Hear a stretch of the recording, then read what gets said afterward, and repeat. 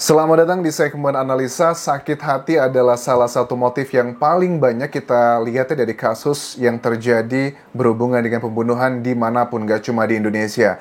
Ini adalah kasus yang terjadi di Cirebon, Jawa Barat, di mana ada seorang pria bernama Rahman Setio Aji yang profesinya sebagai seorang office boy atau OB di sebuah koperasi syariah di kawasan tersebut di Desa Kobon Turi, Kecamatan Arjawinangun, Cirebon pada 29 Januari 2024 lalu pukul 06.54 waktu Indonesia Barat.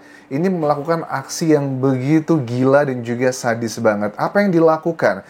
Jadi Rahman Setio Aji ini mengikuti manajer yang berada di cabang tersebut menuju ke sebuah ruangan. Pada saat dia mengikuti di situ, dia kemudian menyiapkan sebuah parang. Dan langsung kunci pintunya itu dikunci, lantas dia menghajar semua orang yang ada di sana. Ada 4 orang yang terluka parah dan 1 orangnya sudah meninggal dunia. Ini adalah seorang perempuan, seorang gadis berusia 23 tahun. Dan ada lagi 3 orang yang masih kondisinya parah. Ini aku ada teman-teman video foto-foto yang sudah beredar.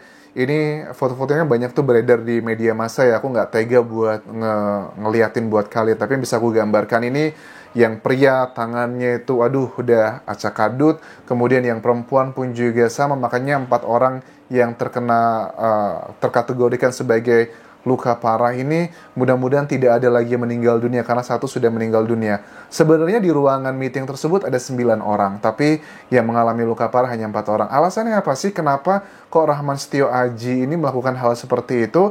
Menurut Kombes Pol Sumarni Suwardi, Kapolresta Cirebon mengatakan bahwa pelaku ini itu sakit hati sama branch manajernya, seorang pria. Gara-gara katanya selama 2 tahun dia bekerja di sana, dia tuh katanya diperlakukan tidak manusiawi, sering dimarahin ya.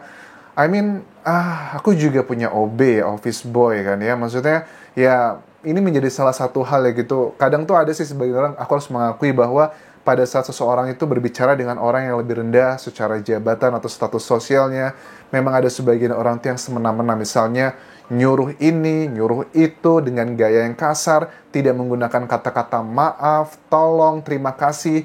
3 kata ini adalah kata yang simple tapi sangat bermakna. Tetapi apapun alasannya, yang dilakukan oleh Rahman Setio Aji ini juga tidak kita benarkan teman-teman. Akhirnya pun yang meninggal dunia ini bukanlah orang yang membuat dia sakit hati. Yang meninggal dunia ini adalah orang yang juga bekerja di sana. Mereka pun juga hanya sebagai staff. Tapi orang yang dikategorikan oleh Rahman ini adalah orang yang sering ngomongin dia nggak benar. Itu juga baik-baik aja sekarang. Jadi kan ini adalah emosi yang menyebabkan banyak orang mengalami penderitaan. Bayangkan aja, korban yang meninggal dunia ini adalah anak tunggal pada saat orang tuanya di pemakaman. Orang tuanya begitu sedih banget dan juga sangat terpukul serta sangat marah sekali dan meminta pelaku ini dihukum seberat-beratnya. Nah, ia sakit hati ke manajer cabang, sering ditegur dan juga dimarahi. Jadi ini sudah direncanakan menurut Kapolresta Cirebon dan juga Kasat Reskrim Polresta Cirebon mengatakan bahwa 1 hari sebelum hari kejadian di tanggal 29 Januari tersebut, dia memang sudah menyiapkan untuk membeli parang tersebut. Nah, pagi-pagi dia datang pada saat rapatnya sudah mulai sekitar setengah jam, ada bosnya baru datang masuk.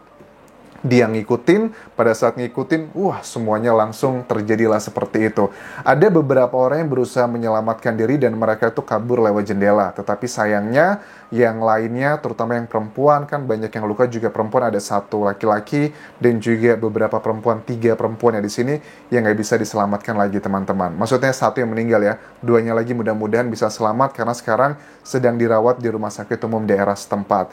Nah, kemudian, perencanaan ini apakah bisa menjadi salah satu pasal yang dikategorikan adalah pembunuhan berencana? Ini akan mengarah ke sana. Tapi kalau sampai saat ini, Kompol Haryo Prasetyo, Kasat Reskrim dari Polresta Cirebon mengatakan bahwa pasal yang sekarang ini dari yang kejadian, kronologi semuanya, kemungkinan besar adalah pasalnya 355 ayat 1, penganiayaan berat dengan maksimal ancaman hukumannya 12 tahun penjara. Apakah ada mungkin pasal ini akan mengarah ke 340?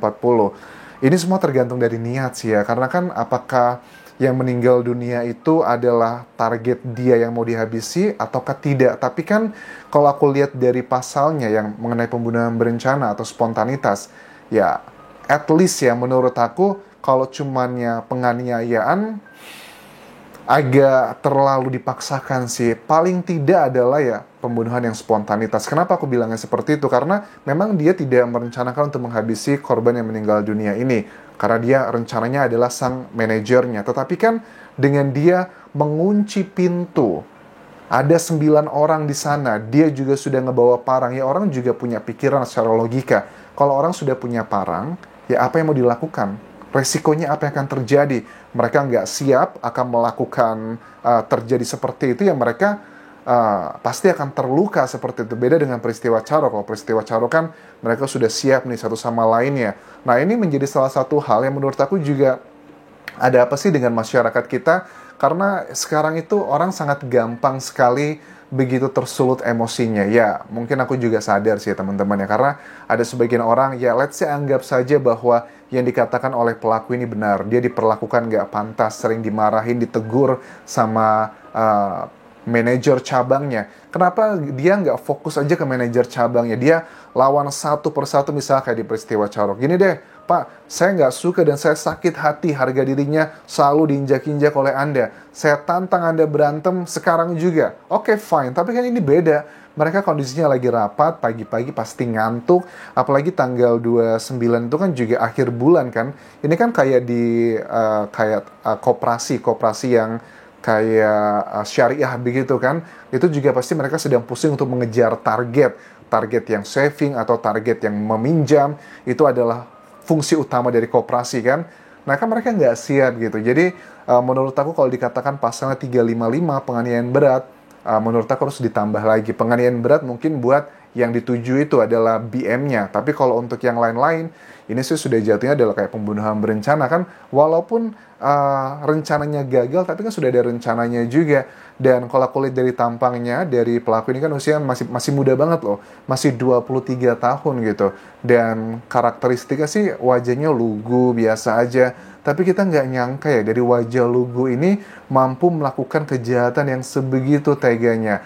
Pada saat di hari kejadian tersebut teman-teman, itu kan aku lihat di sini tuh foto-fotonya, nanti aku coba tampilin di Instagram storyku. Bagi kalian yang mau ngeliat kengerian foto-foto tersebut, follow aja Instagramku di Anjasa Sumara di Instastory-nya.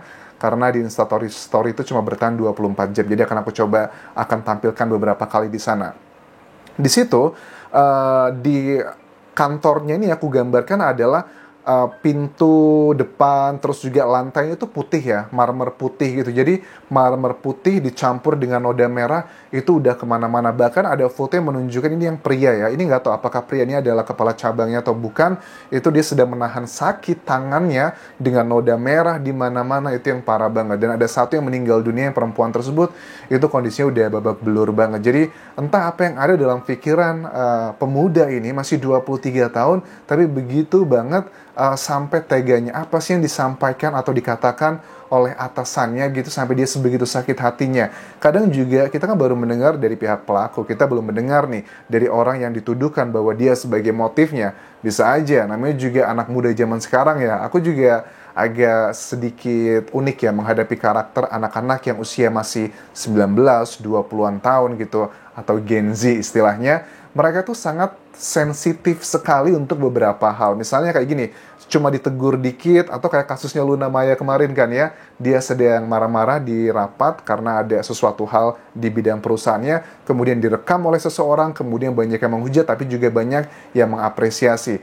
Kadang tuh ngelihat sekarang orang tuh gampang sekali sensitif. Menurut aku untuk urusan pekerjaan, kalau kita ditegur sedikit dengan kata-kata yang mungkin agak ngegas, kalau kita memang salah, ya sudahlah, jangan terlalu diambil hati. Namanya juga bekerja. Orang kita di rumah aja, nggak kerja sama orang tua aja, kadang kita dimarahin kan ya, apalagi juga kalau ini konteksnya adalah bekerja.